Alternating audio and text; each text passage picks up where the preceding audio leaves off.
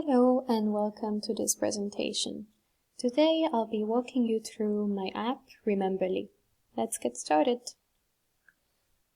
First, let's meet Paul. Paul is a 30-year-old software developer and he's currently living in Budapest. Outside of his busy work life, Paul is currently planning with his girlfriend to relocate to France, where his girlfriend's family lives. That means that Paul needs to start learning French. Paul isn't really afraid about this challenge. Learning languages is one of his hobbies. Another one of his hobbies includes writing a food blog with his girlfriend. Both of them really like to cook and are real foodies.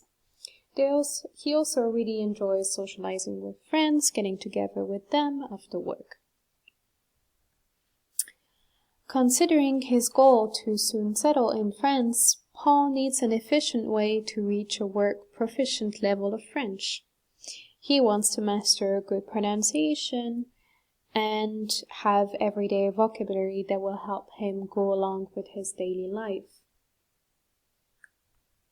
Paul faces several challenges. He needs structure.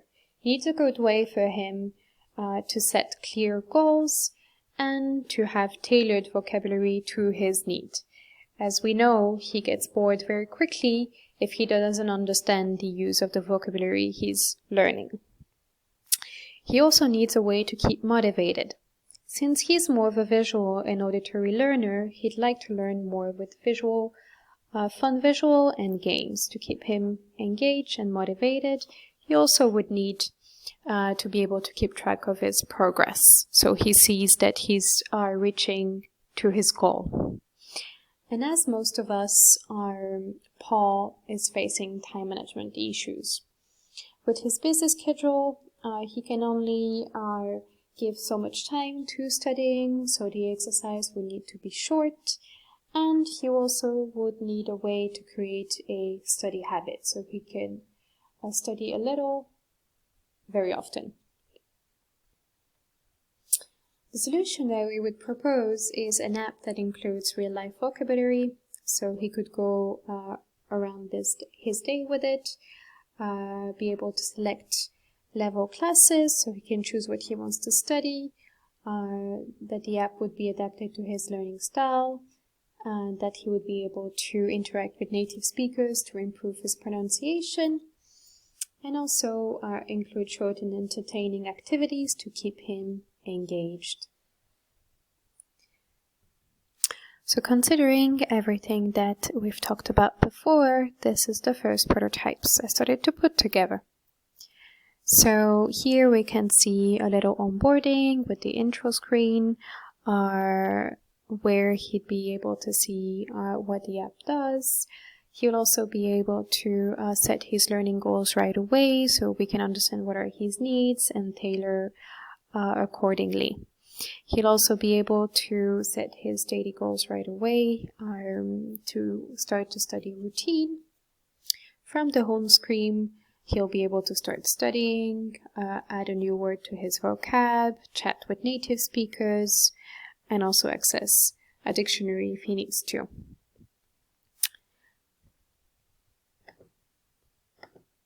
Let's look more into completing a game. So when he would want to start studying, he will be able to choose his study set. Here we have food. As we remember, Paul is a real foodie, and learning vocabulary that he's interested in is really important for him. So he'd be able to choose that, and he'll also be able to choose what he'd like to work on. The short lesson would be including 3 different games, and he will receive feedback at the end of each game.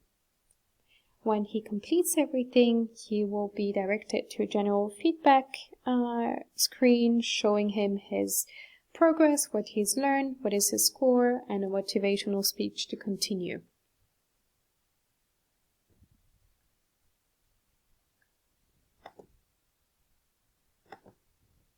So after setting all of this up, I decided to test the current basic functions of the app that I put together. I wanted to have an understanding of how users would navigate through it and if it was obvious, if those functions were obvious to them. The test really helped me to have a clear understanding of what was just simply not working. For instance, one of the biggest change was the sign up, getting onboarded, and learning routine process. Several issues arise there. So first, users kept on hovering over the intro screen as they were expecting to be able to sign up right away. So what I did is that I added the sign up button right away. On top of that, it seemed to be a lot more engaging to get them started with their goals and routine before signing up. Learning goal languages were adjusted, as users were also expected to see here what are the language that they can be learning with this app. So they would have an understanding of whether this app has any use for them or not. So this was really important to them, and this was added.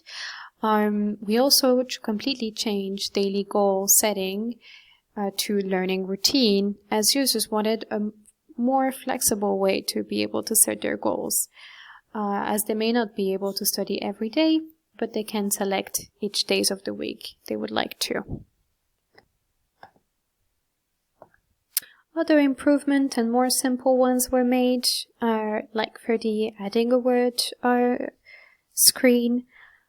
Select language was removed as it was confusing for the user. They were wondering why it was there, since they already selected which language they were interested to learn. So it came clear that it wasn't needed.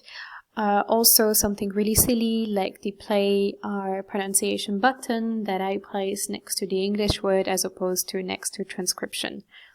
So it really helped me to figure really simple things like this.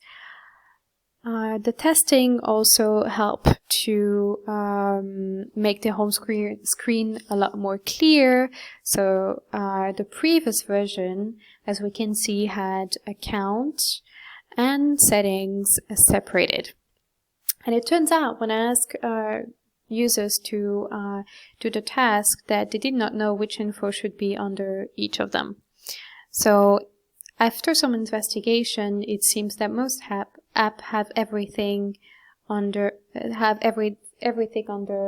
one single profile. Account and settings are together. And so I decided to merge these two together and put it on the upper right corner of the app. It seems that this is where people would be looking for it. I also changed the place of the dictionary to put it together with the other functions of this app. Lastly, users seemed surprised by the amount of games when trying to complete a lesson. They expected only one game and not 3, and they were confused. So I decided to add an intro screen to let them know basically what was going to happen. Next step would include creating a pop-up help to help our first-time user navigating through the app. Would also like to develop the chat with native speaker function. And once this is all done, testing the improved prototype, adjust if needed, and also keep in mind if I am still in line with the needs and goals of my persona.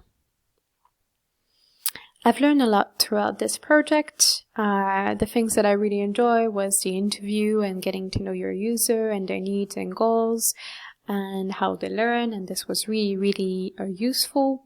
The quick testing was also a very good way to know whether what you think is a really good idea and is useful and tell you exactly if it is or not.